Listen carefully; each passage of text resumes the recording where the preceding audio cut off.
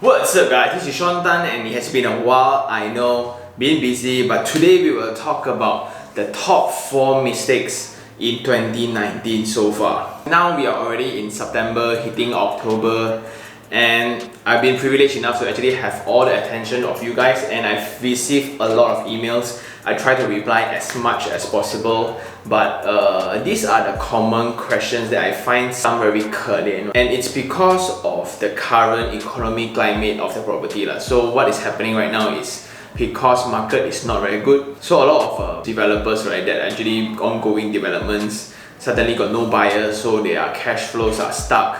Then some leads to having all these different property agents or property speakers to actually do bulk deals and then throwing crazy promotions, and young people are getting very anxious in getting property because it's getting expensive. The word affordable in properties, right, has been overrated. Everybody keeps banging on that, causing a scene where young people are very kanjiong about buying a property, and they have this FOMO situation, which is fear of missing out situation. So everybody's buying, you don't buy me. Throughout all these questions and all the understanding, right, there will be 4 different mistakes I want to really highlight in this video. Back in the 70s, 80s, right, abandoned project is a thing. Meaning, if you ask older folks, right, they are very fearful of getting undercon projects, meaning projects that they call it sell by plan projects. Now we just call developer projects or new projects. And because sales are bad, a lot of projects are actually affected, especially smaller scale developers. At that time, development business has always been the most lucrative one, where whatever you just build, the market will absorb. And that's very difficult because the buying has stopped. Then these developers, right, still need to cough out a lot of money to pay contractors or pay the bridging loan and things like that. Even with the measures of HDA, so if you're buying a home, it will be governed under this Housing Development Act that actually protects home buyers. So developers need to go through proper screening and proper criteria before they can actually be registered as a property developer. Only they can start selling. But even with measures like this, there are still projects being abandoned today. So it's very heartbreaking to actually hear that a person very eager, then they sign SPA, very good payment records, right, buy a new property somewhere in Semenyi, and the project got killed off. This is when developers, right, overgear themselves. They over speculated that the good market will always be good. They go into this cash flow problem and they just declare bankruptcy. And the worst part is there's nothing, absolutely nothing the buyer can do about it, because let's say the developer has built up to stage 2A where the concrete or structural elements are done, right? So the bank pay them money already. So you currently owe the bank like 20% of the SPA price. Let's say it's 500,000. So you owe the bank 100,000 already. And even the project is not completed, right, you will still continue to serve the bank interest plus installment of the 100,000. Basically, you are paying out of misery to look at structural columns and beams and steels. So again, there's nothing you can do about it, and maybe we just want to talk about how to prevent this. Number 1, do check the background of the company, check the SSM, check whether is it public listed or private limited or even some name that you haven't heard before, right? And number 2, if you are new, please go for residential properties, which is under the HDA. If not, right, if you're going for commercial or industrial property, right, you are on your own, meaning the payment schedule is no longer governed by the government. So sometimes these developers actually do overkill, meaning they claim more than they should during the payment schedule of the construction stage. Do check the blacklisted developer list online with names of developers that are blacklisted. Okay, so let's go to mistake number 2, which is signing the SPA before getting a loan. Because now every developers are throwing brownies and goodies everywhere, right?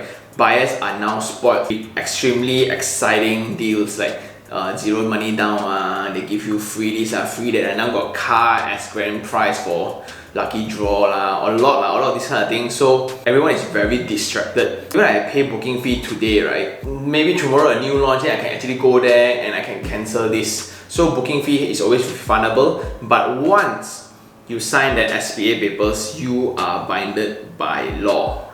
A few of my audience, some I help them to get back down payment. Some is really too late, right? What developers are doing right now is you book today, but if you can sign the SPA within a month, I can give you extra 1%, sir. 1%. Imagine if the property is 700,000, right? It's 7,000 you save, just by signing early. Never mind one, you can still cancel one. So things like this are happening and it becomes a norm. And it's again very frustrating when agents actually tell new buyers, right? That's the Malaysia norm now. You sign SPA before getting a bank loan. Let's go down into what is the worst scenario where you already sign the papers telling the developer that you're going to buy. Then only when the bank reject means that whatever money you have paid the developer will be burned. That's about it. And the developer holds every right to reject you, and because legally you are already wrong. So how to prevent this? My advice is not to be greedy or you try to cut corners. The only reason how we can get into deep trouble, right, is only when we try to cut corners. If you follow my 4-step guide, right, step number 2 is actually to find out how much loan you can actually get. Meaning, you'll constantly go to the bank and check, hey, if I want to buy property today, right, how much can I loan now? So you already roughly know how much you can afford. So when you go into deals like that, right, yeah, then you are more well informed. So it's our responsibility to be informed of whether we can get the loan or not. Third mistake will actually be sharing a property with your current ex.